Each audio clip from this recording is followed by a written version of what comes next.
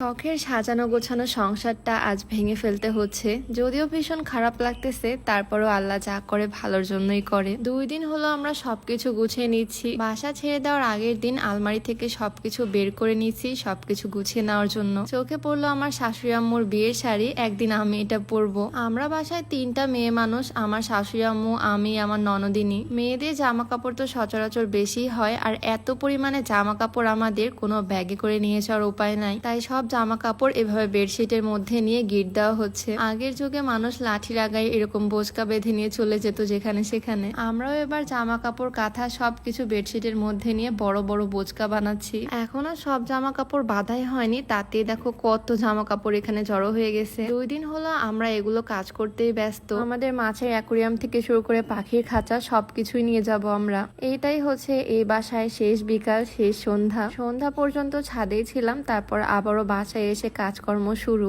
সবকিছু প্যাকেট করা হচ্ছে। একটা বাড়িতে কত কত জিনিস থাকে, সব নিয়ে যেতে হবে। বেশিরভাগ জিনিসই বস্তার মধ্যে করে ভরা হয়েছে যাতে নিয়ে যেতে সুবিধা হয়। বাসার সবাই মিলে এই কাজগুলো করা হয়েছে রাত জেগে জেগে। আর পরের দিন যেদিন আমরা বাসা চেঞ্জ করব, উঠলাম একদম ভোরবেলা 5:30টায়। আলো এখনো ঠিক মতো ফোটেনি, অন্ধকারই থেকে গেছে। শেষ রাতে বৃষ্টি হয়েছে, তাই ওয়েদারটা খুবই সুন্দর। সত্যি বলতে আজকে ঘুম থেকে ওঠার পর থেকে কেমন যেন লাগতেছে, এতদিন এই বাসায় ছিলাম আর আজকে চলে যাব। যাই হোক, আজকে যেহেতু অনেক কাজ, তাই ভোরবেলায় রান্না বান্না সেরে নিতে হবে। নতুন বাসায় গিয়ে আজকে আর রান্না বান্না করা সম্ভব না, তাই সকাল সকাল অনেক কিছু বেশি বেশি করে রান্না করে বক্সে করে নিয়ে যাব নতুন বাড়িতে। শেষবারের মতো একটু ছাদে আসলাম। এই ছাদে যে কত স্মৃতি আছে। যে কোনো ছোটখাটো সারপ্রাইজ আমি আমার হাজবেন্ডকে দিতাম ছাদে এনে, সেও আমাকে দিত। আর ভিডিওর মাঝখানে একটু বলে রাখি, তোমরা যারা ইমার্জেন্সি ফর্সা হতে চাও, স্কিনটাকে ব্রাইট করতে চাও, আর যারা স্কিনের সকল দাগ দূর করে স্কিনটাকে সুন্দর করতে চাও, তোমরা চাইলে এই নাইট ক্রিমটা ইউজ করতে পারো। এই নাইট ক্রিমটা ইমার্জেন্সি স্কিনকে ফর্সা করবে আর স্কিনের সকল দাগ দূর করবে।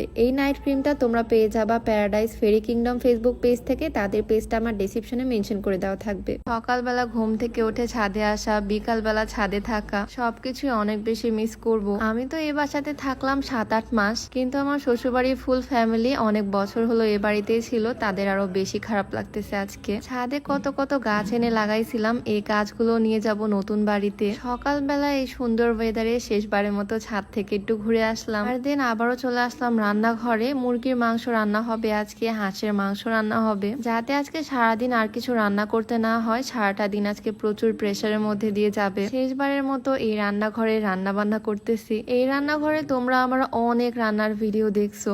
আজকের ভিডিওটাই এই বাসায় শেষ ভিডিও, তারপর থেকে নতুন বাসার ভিডিও আসবে। এই বাসাটা আমরা ছাড়তাম না, খুবই সুন্দর এই বাড়িটা, কিন্তু এই বাড়িতে আমাদের বাইকটা রাখতে একটু প্রবলেম হয়। আর এখান থেকে আমরা যে বাড়িতে পার হচ্ছি সেটা একদম শহরের মাঝখানে। বাড়ির নিচেও অনেক বড় গ্যারেজ, মানে আল্লাহ যা করে ভালোর জন্যই করে। আজকে আমাদের ডোরা বেবিও কিন্তু সকাল সকাল উঠে পড়ছে, আর ও যা চিন্তা করতেছে বাসায় এগুলো হচ্ছে কি। ওকেও নতুন বাড়িতে নিয়ে যাব, আমাদের সুন্দর সুন্দর পাখিগুলোও যাবে নতুন বাসায়। নতুন বাসায় গিয়ে আবার ওরা ঝগড়া করবে। আমাদের পাখি আর আমাদের বিড়াল না খুব ঝগড়া করে। এই বেলকুনিটা না আমাদের বেডরুমের সাথেই ছিল, মাঝে মাঝে এই বেলকুনিতে এসে দাঁড়ায় থাকতাম। তবে আজকেই শেষ। বেলকুনিতে একটা অ্যাকুরিয়ামও ছিল, সব মাছগুলোকে গামলার মধ্যে নিয়ে নেওয়া হয়েছে। নতুন বাড়িতে গিয়ে অ্যাকুরিয়ামটাকে আবারও এই মাছগুলো দিয়ে সুন্দর করে সাজাবো। সকাল সকাল আমার শাশুড়ি আম্মু ফ্রিজ থেকেও মাছ মাংস সবকিছু বের করতেছে, ফ্রিজটা পরিষ্কার করে নিয়ে যাবে। আর এদিকে আমার বেডরুমের পর্দা খোলা হচ্ছে। রুমের অবস্থা এখন একদম 12টা বেজে আছে, সবকিছু নিয়ে যাওয়া হবে। ব্যাগের মধ্যে মশলা, সবজি, হাঁড়ি পাতিল ভর্তি মাছ মাংস,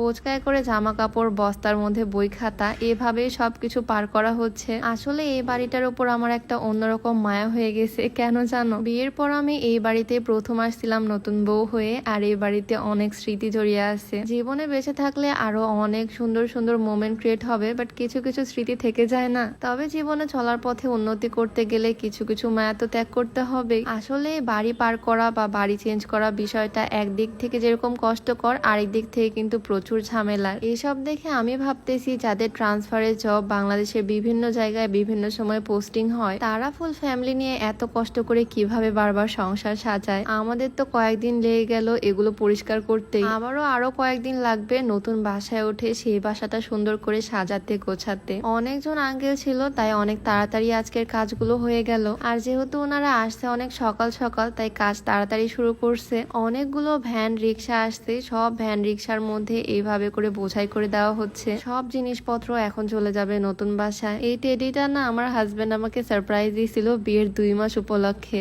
এখন আমাদের বিয়ের 8 মাস। দেখতে দেখতে কত তাড়াতাড়ি সময় চলে যায়, তাই না? কয়েকদিন পরে বিয়ের 1 বছর হয়ে যাবে, ভাবা যায়? সময় মনে হচ্ছে একদম পানির মতোই যাচ্ছে। এই যে আজকে আমরা বাড়ি পার হচ্ছি, নতুন বাসায় গিয়ে 6 মাস থাকার পরেও হয়তো মনে হবে কয়েকদিন আগেই না বাসা পাল্টালাম। যাই হোক, এদিকে অলমোস্ট সবকিছুই বোঝাই করা হয়ে গেছে। এগুলো এখন চলে যাবে নতুন বাসার সামনে। ওখানে গিয়ে আবার সবকিছু নামিয়ে সুন্দরভাবে গোছাতে হবে সংসারটা। সবকিছু তোমাদের সাথে নেক্সট ভিডিওতে শেয়ার করব। সবাই ভালো থাকো। আজকে ভিডিওটা এখানে শেষ করছি। আল্লাহ হাফেজ।